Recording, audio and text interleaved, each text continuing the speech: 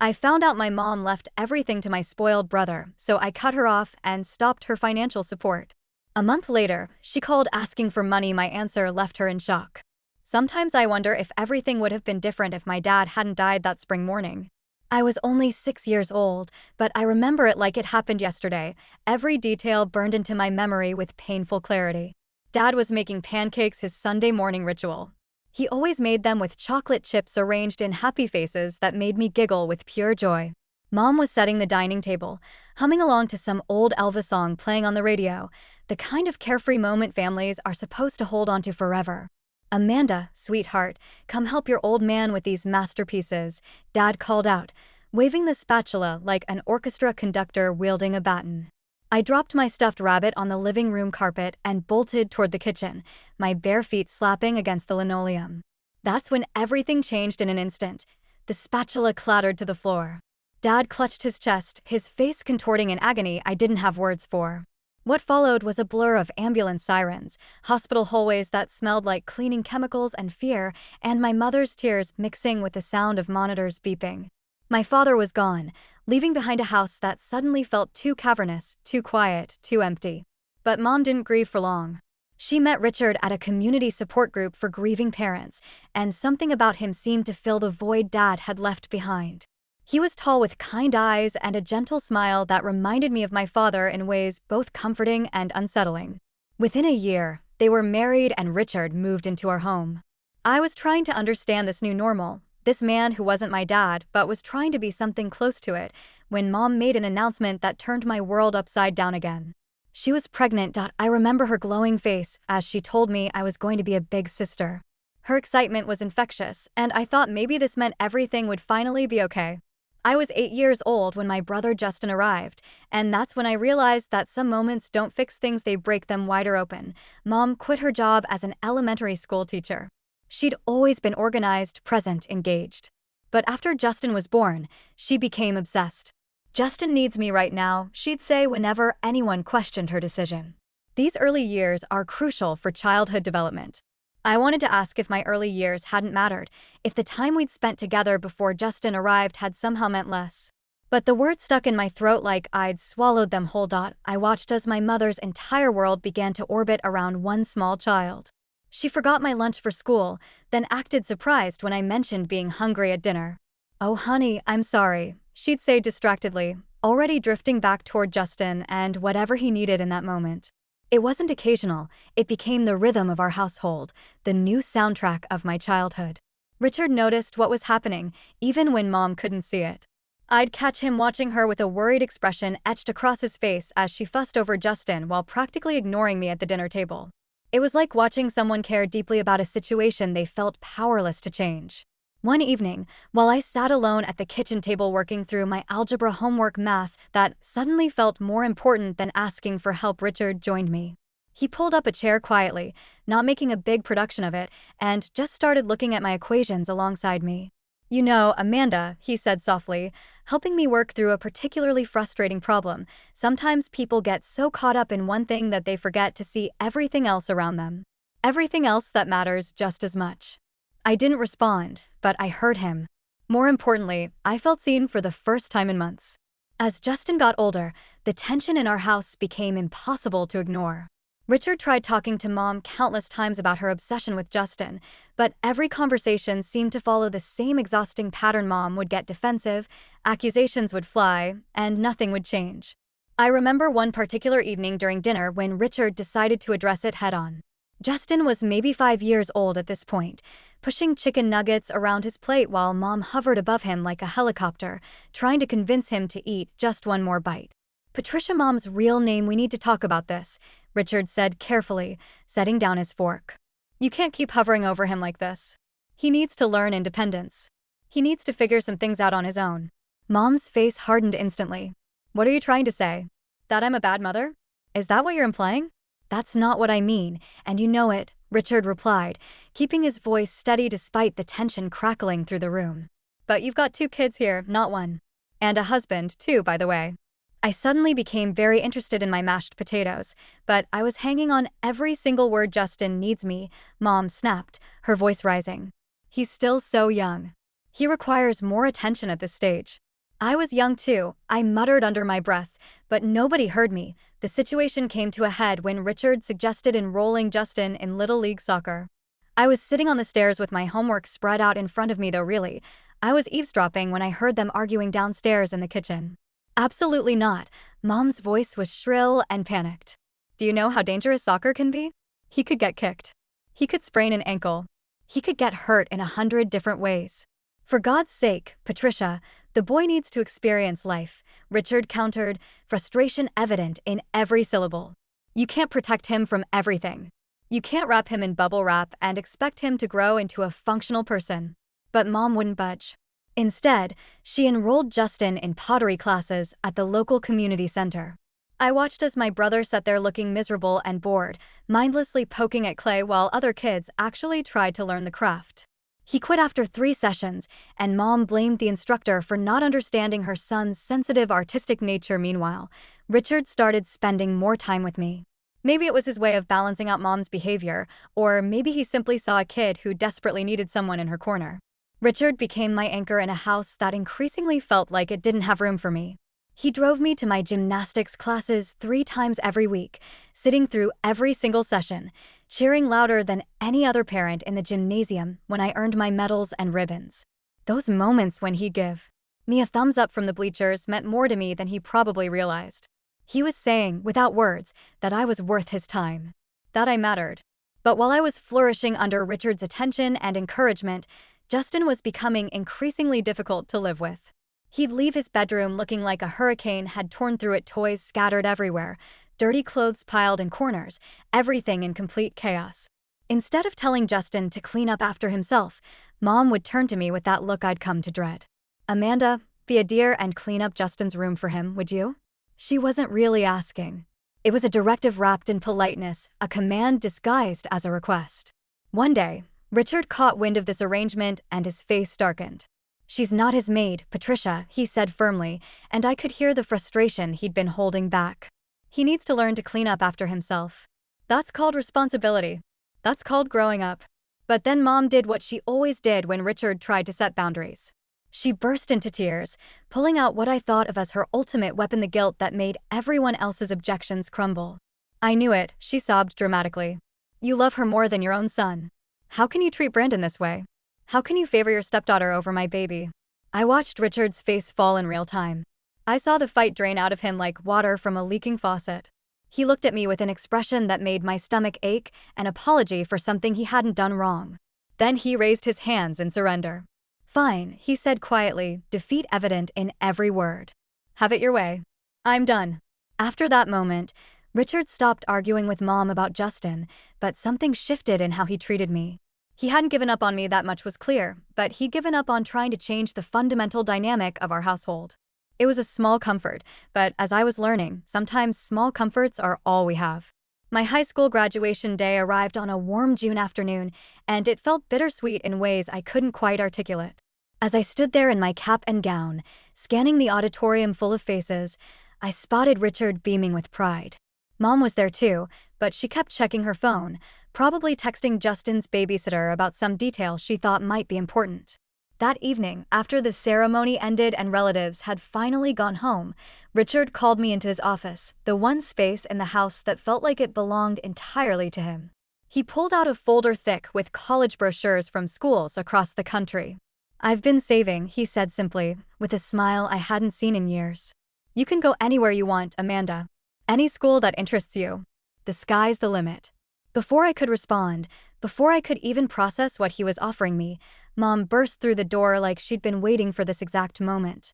"You can't be serious," she exclaimed, her voice sharp with panic. "That money should be saved for Justin's future. He's going to need it more than she does." Richard's face hardened into an expression I'd learned to recognize during these confrontations. "This is non-negotiable, Patricia. I've already made my decision. And it's final." I ended up choosing the University of Colorado in Boulder, far enough away to start completely fresh, yet close enough to visit occasionally if I wanted to. The day Richard helped me move into my dorm room, loading boxes into his truck and arranging my furniture with the same care he'd shown for everything else in his life, Mom couldn't come. Justin had developed anxiety about her leaving the house, she explained, so she had to stay behind. Even at that moment, Watching Richard help me into this new chapter of my life, Mom was somewhere else entirely, focused on my brother. College was exactly the escape I needed.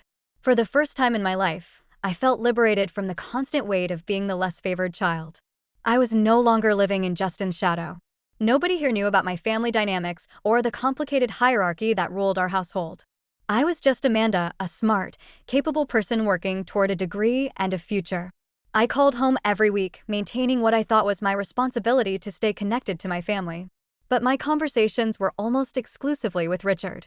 Mom was always too busy with Justin, always managing some crisis or another that required her immediate attention. "Your brother's going through a difficult phase," Richard explained during one of our calls, his voice sounding tired in a way that spoke volumes about what was happening at home. "He's hanging out with kids from some neighborhoods we've talked about. The wrong crowd. I've tried getting him involved in after-school programs, tried to give him structure and direction, but..." "Let me guess," I interrupted, already knowing where this was heading. "Mom said you were being too hard on him. That you don't understand how sensitive he is." "Exactly that," Richard confirmed with a sigh so heavy it traveled through the phone line. "She says I'm like a tyrant for suggesting he might need structure and discipline. She acts like wanting him to develop responsibility is somehow cruel." As my college years progressed, my visits home became less frequent. When I did make the trip back, Justin barely acknowledged my existence. He'd be holed up in his room playing video games, the sounds of gunfire and explosions leaking out from under his closed door. The few times I actually saw him, he looked pale and perpetually angry, his eyes seemingly glued to some screen regardless of the time of day. After graduation, I landed a position in the software division at a tech company in Denver, a job that required my full attention and offered genuine opportunities for growth. I stayed in Colorado, building my career while watching from a distance as my brother seemed to descend deeper into isolation and dysfunction. During one of my rare visits home, I attempted to reach out to him directly. "Brandon, wanna grab lunch?" I called through his bedroom door, trying to sound casual and inviting. My treat. We could catch up. All I got in response was the deafening sound of machine gun fire from whatever game he was playing. Mom passed me in the hallway and just shrugged with a look of resigned acceptance. "He's not feeling social today," she said. "He's very stressed, you know. He just needs his space." The contrast between our lives had become almost surreal. While I was pursuing meaningful career goals, attending networking events, and building professional relationships, Justin was pursuing virtual achievements in imaginary worlds. He was supported endlessly by Mom's creative excuses and enablement. By the time I turned 27, I had finally saved enough for a down payment on my own property. It wasn't massive, just a one-bedroom condo in a nice neighborhood with a view of the mountains, but it was mine. Entirely mine. The day I received the keys, I couldn't stop smiling. All those years of sacrifice, of packing my own lunches, of saying no to expensive purchases and designer clothes I wanted but didn't need, had finally paid off. "You all have to come see it," I said during my weekly call home. "I'm having a housewarming party next Saturday. I'm going to cook dinner. Richard, I'm making your famous beef pot roast recipe. The one you taught me. Wouldn't miss it for the world, kiddo," Richard replied warmly, and I could hear genuine pride in his voice. Then Mom got on the line. "Oh, honey, I don't think we can make it," she said vaguely. "Justin has plans that day. Very important plans." "Plans?" I couldn't keep the skepticism out of my voice. "What kind of plans? Important how?" I could hear Justin's video game blasting in the background, which answered my question pretty clearly. The day of my housewarming party, only Richard showed up. He brought a beautiful snake plant and a nice bottle of wine, and he wore a smile that said he understood exactly why Mom had canceled. "Your mother sends her love," he told me as he stepped inside my new home, but we both knew that was a polite fiction. Over dinner, Richard filled me in on what was really happening back at the house. Justin, now 20 years old, hadn't bothered pursuing college and spent most of his days either gaming or hanging around with his drinking buddies. Richard had tried to help in the most practical way he knew how, offering Justin a position at his construction company just as a starting point, something to build from. "Everyone needs to start somewhere," Richard explained, cutting into his pot roast. "I figured if I could just get him going on the right trajectory, maybe he'd develop some ambition. Maybe he'd find his footing." But Mom had rejected the idea outright. Richard told Patricia about the job opportunity, I prompted, knowing there was more to the story. "She said it would be beneath him," Richard said quietly. "Can you believe that?" Said Justin was too intelligent for manual labor. that his talents were being wasted on something so mundane.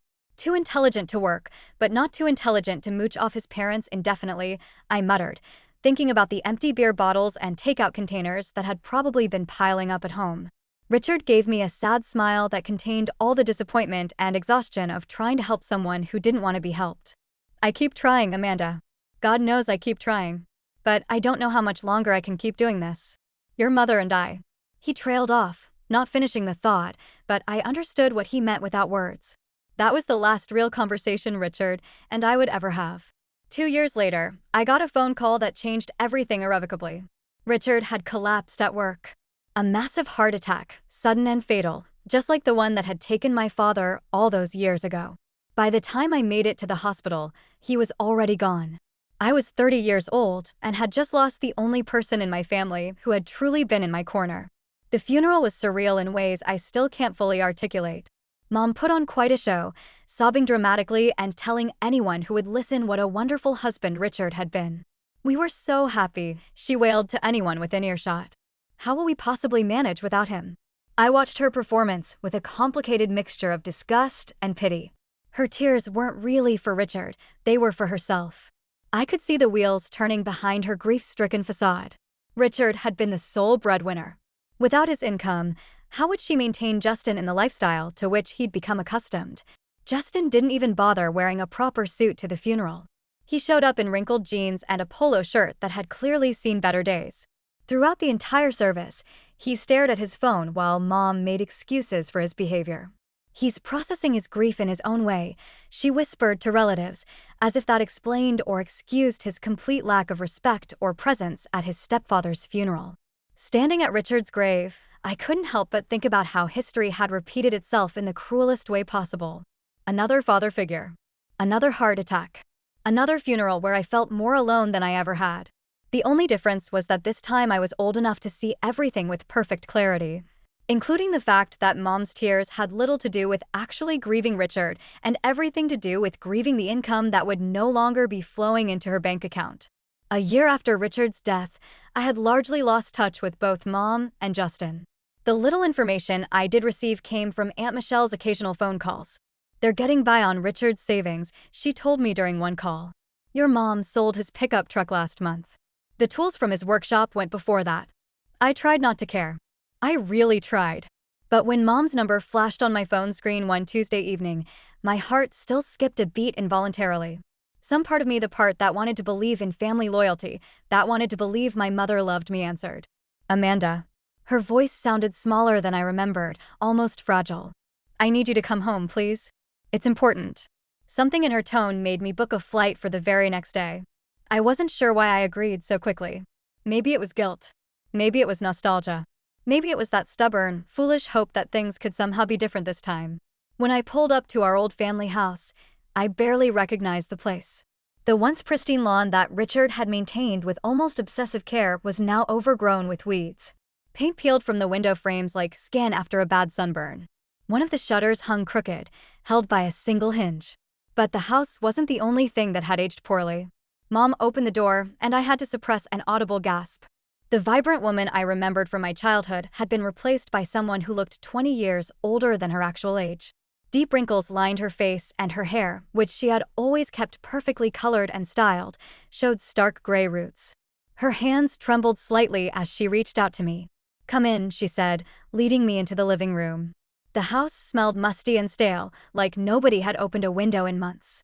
Dishes were piled precariously high in the sink, and a thin layer of dust covered every surface. This was the woman who had once made me rewash plates if she spotted a single water spot. The irony wasn't lost on me. Mom, what's going on? I asked, settling onto the couch, trying to avoid a spring that dug uncomfortably into my thigh, something Richard would have fixed immediately without being asked. She broke down almost instantly, her whole body shaking with sobs that seemed to come from somewhere deep and terrified. We're running out of money, Amanda, she said, her voice barely above a whisper. My pension barely covers the utilities, and Richard's savings are almost completely depleted. They're just about gone. What about Justin? I asked, though I already knew the answer. Is he helping with the bills? Is he contributing anything to the household? Mom's face did this complicated dance between embarrassment and defensive hostility that made me instantly regret asking the question. He's looking for work, she said. It's not his fault. These employers, they just don't understand him. The last place wanted him to work mornings starting at 7 a.m. You know Justin's not a morning person. And before that, one company wanted him to do manual labor, and that's beneath someone with his intelligence. I felt my jaw tightening as I struggled to maintain my composure. Mom, he's 22 years old with no real experience. At this point in life, he can't exactly be picky about his options. You don't understand, she cut me off, her voice rising to that familiar pitch that always preceded a Justin defense. But then her tone shifted, becoming quieter, more desperate. Melinda, we need your help. We won't survive without it. I hate to ask, but you're doing so well in your career. I knew exactly what was coming, and I could feel my old patterns trying to reassert themselves. Part of me wanted to refuse, to remind her of all the times she'd chosen Justin over me, to list out every instance of neglect and favoritism. But looking at her worn face, her trembling hands, and her desperate eyes, I found myself unable to completely close my heart. How much do you need? I heard myself asking, already regretting the decision the moment the words left my mouth. $1,800 per month, she said quietly. I nearly choked. That was a significant chunk of my monthly salary, money I'd been carefully saving for my own future. But I found myself nodding anyway, my old guilt patterns rising to the surface like ghosts I couldn't quite lay to rest.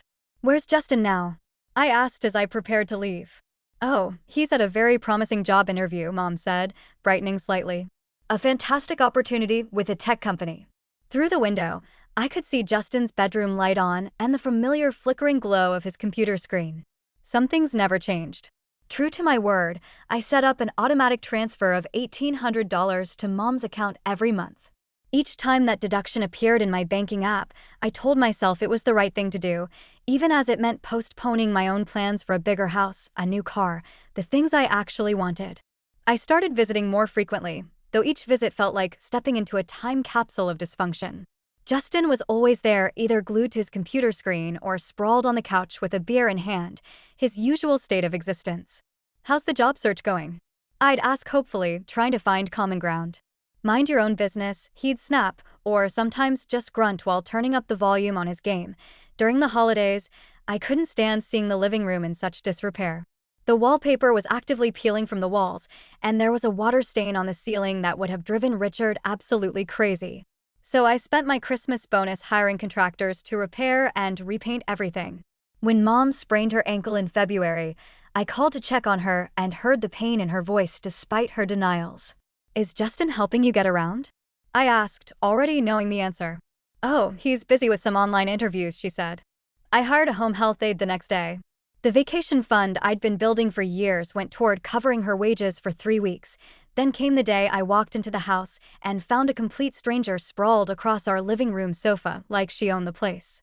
She looked like she'd stepped directly out of a reality television show, fake nails that could double as weapons, heavy makeup applied with a heavy hand, and clothes that left absolutely nothing to the imagination. She was scrolling through her phone, surrounded by empty chip bags and soda cans. Who are you? I asked, though I already had a sinking feeling I knew the answer. Justin emerged from his room looking almost proud. This is Amber, he announced. My fiancée. She lives here now. Amber didn't even look up from her phone, just snapped her gum loudly in a way that made my teeth clench. I watched in absolute disbelief as she reached into the grocery bag I'd just brought and helped herself to the premium cookies I'd specifically purchased for Mom. Nice to meet you, too, I muttered under my breath. Later that evening, I called Mom to get her perspective on this shocking development. Oh, Amanda, she gushed, sounding more animated than I'd heard her in months. Isn't it wonderful? Justin's finally settling down with someone. Amber's been such a positive influence on him. He hasn't gone out drinking with those awful friends in weeks. That's because she's drinking all my imported beer at home, I thought bitterly, remembering the empty bottles I'd spotted in the recycling bin. And he's talking about finally getting a job, Mom continued excitedly. Amber's cousin knows someone at a tech startup. Justin says it could be his big break. I made non-committal sounds while thinking about the dozens of big breaks Brandon had mentioned over the years. But Mom was living in her bubble of perpetual hope, and I didn't have the heart to burst it. My next visit home started like any other, but quickly spiraled into something far worse. I juggled grocery bags as I pushed open the front door, only to stop dead in my tracks, unable to process what I was seeing. The house looked like a tornado had torn through it. Dirty dishes piled high in the sink, takeout containers scattered across every surface, clothes strewn about the living room floor like someone had detonated a laundry bomb. Amber lay sprawled on the couch, her perfectly manicured nails tapping away at her phone screen. She didn't even glance up as I set down the groceries. "You know," I said, my voice sharp with controlled anger, "you live here rent-free, eating food that I'm paying for. The least you could do is wash a dish or two." She looked up slowly, a smirk playing across her heavily glossed lips. "Who do you think you are, coming in here giving orders?" She said coldly. "This isn't your house." "I grew up here," I shot back. "You're just a guest." That's when she laughed, a harsh, triumphant sound that made my skin crawl. "Oh, honey, you've got it all wrong. This house belongs to Justin now. Your mom signed everything over to him. There's a will and everything." I found Mom in the kitchen organizing coupons she never used, and I had to take a breath before speaking. "Is it true?" My voice sounded strange in my own ears. "Did you actually make a will leaving everything to Justin?" She wouldn't meet my eyes at first, fiddling with the papers in front of her.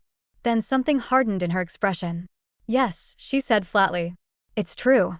"I don't understand," I whispered. "I'm the one helping you. I'm the one sending money every single month. Justin doesn't work. He doesn't contribute anything." "Don't you dare talk about your brother that way," Mom's voice rose sharply. "You don't understand him. You never have." "Understand what?" The frustration poured out of me. "That he's a parasite who's perfectly content living off my money while his girlfriend trashes our home?" "Oh, stop being so dramatic." Mom's face twisted into something I didn't recognize. "You want to know the truth?" She paused, and I braced myself for something I somehow already knew was coming.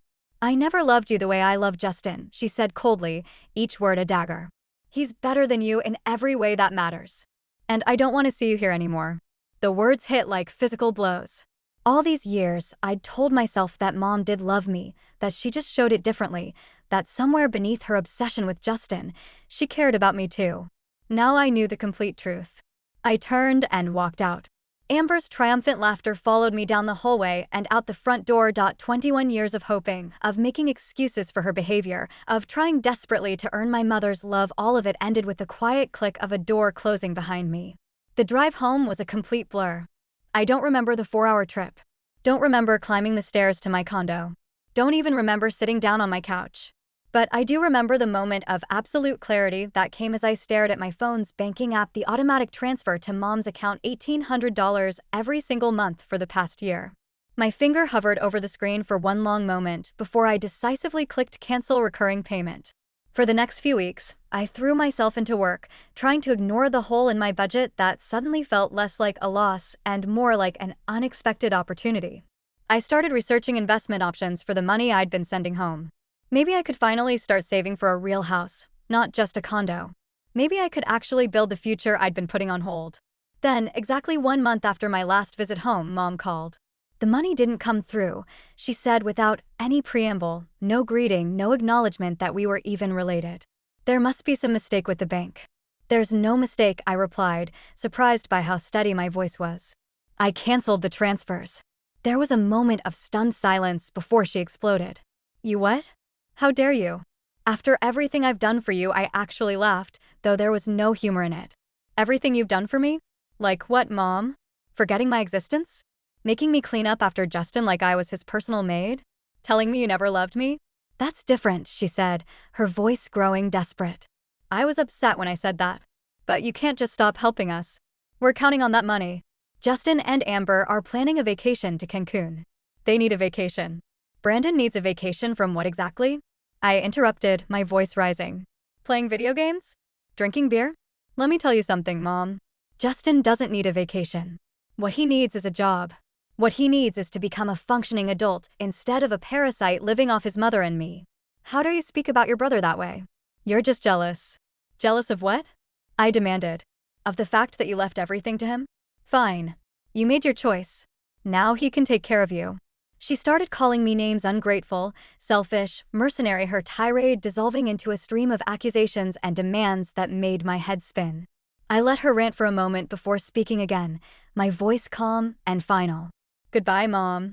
I blocked her number before she could respond. But Mom wasn't done trying to reach me.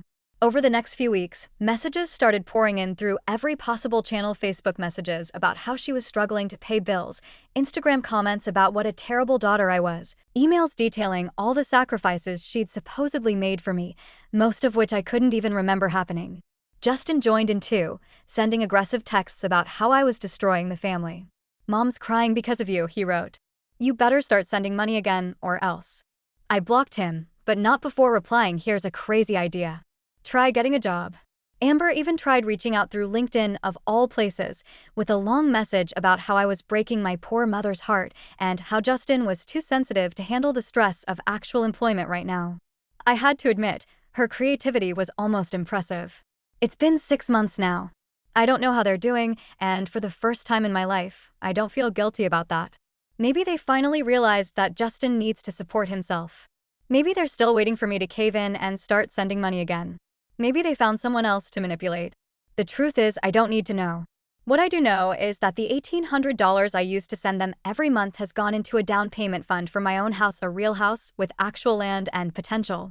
I know that I sleep better at night now, no longer awakened by angry messages or guilt-tripping calls at 2 in the morning. I know that Richard would be proud of me for finally standing up for myself and refusing to be anyone's financial scapegoat anymore. The other day, I drove past a construction site and saw a "now hiring" sign in bold letters. For a moment, I thought about taking a picture and sending it to Justin, but then I just smiled and kept driving.